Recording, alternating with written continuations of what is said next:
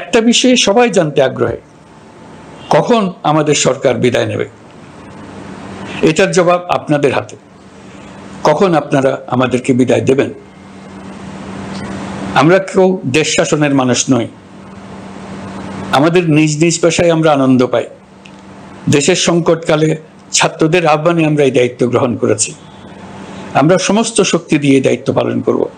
আমাদের উপদেষ্টা মণ্ডলীও এই লক্ষ্যে উদ্বুদ্ধ হয়ে সবাই মিলে একটা টিম হিসেবে কাজ করে যাচ্ছি।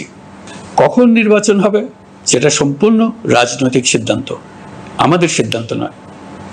দেশবাসীকে ঠিক করতে হবে আপনারা কখন আমাদেরকে ছেড়ে দেবেন। আমরা ছাত্রদের আহ্বানে এসেছি, তারা আমাদের প্রাথমিক নিয়োগকর্তা। দেশের আপামর জনসাধারণ আমাদের নিয়োগ সমর্থন করেছে। আমরা ক্রমাগতভাবে সবাইকে বিষয়টি স্মরণ করিয়ে যাব, যাতে হঠাৎ করে এই প্রশ্ন উত্থাপিত না হয় আমরা কখন যাব। তারা যখনই বলবে আমরা চলে যাব। আমরা সংস্কারের অংশ হিসেবে নির্বাচন কমিশনকেও সংস্কার করব। কমিশনকে যে কোনো সময় আদর্শ নির্বাচনের জন্য প্রস্তুত রাখব। আমরা বিভিন্ন সংস্কারের কাজ শুরু করেছি। দেশবাসীকে অনুরোধ করব একটা আলোচনা শুরু করতে। আমরা সর্বনিম্ন কি কি কাজ সম্পূর্ণ করে যাব, কি কি কাজ মোটামুটি করে গেলে হবে। এই আলোচনার মাধ্যমে আমরা একটা দিক নির্দেশনা পেতে পারি। তবে চূড়ান্ত সিদ্ধান্ত রাজনৈতিক সিদ্ধান্ত, সেটা রাজনৈতিক আলোচনা থেকেই আসবে। এই দিক নির্দেশনা না পেলে আমরা দাতা সরকার এবং আন্তর্জাতিক অর্থনৈতিক প্রতিষ্ঠানসমূহের সঙ্গে আলোচনায় দৃঢ়তার সঙ্গে অগ্রসর হতে পারছি না। আমি নিশ্চয়তা দিচ্ছি, আমরা আমাদের পক্ষ থেকে মেয়াদ বৃদ্ধির কোনো প্রশ্ন তুলব না। আমরা আপনাদের সকলের দোয়া চাই।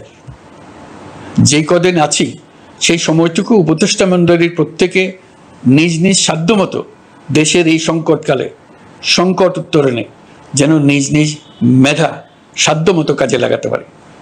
নতুন বাংলাদেশ গড়ার যে সুযোগ ছাত্র জনতার রক্তের বিনিময়ে আমরা অর্জন করলাম, এটা আমরা নিশ্চিত করতে চাই। এই সুযোগ এবার হারিয়ে ফেললে আমরা জাতি হিসেবে পরাজিত হয়ে যাব।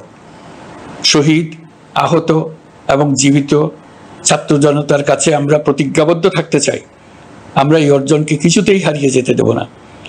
যে সুযোগ তারা আমাদেরকে দিয়েছে তার মাধ্যমে আমাদের দেশকে পৃথিবীর একটি শ্রদ্ধেয়, সকল দিকে দৃষ্টান্ত স্থাপনকারী দেশে পরিণত করতে আমরা শপথ নিয়েছি। সবশেষে আবারও আমাদের দেশের সকল মানুষ, শিশু, কিশোর কিশোরী, তরুণ তরুণী, বয়স্ক, বৃদ্ধ, নারী, পুরুষ সবার কাছে দোয়া চাইছি যেন আমরা আমাদের সকলের স্বপ্ন বাস্তবায়নে সফল হই। আল্লাহ আমাদের সহায় হন।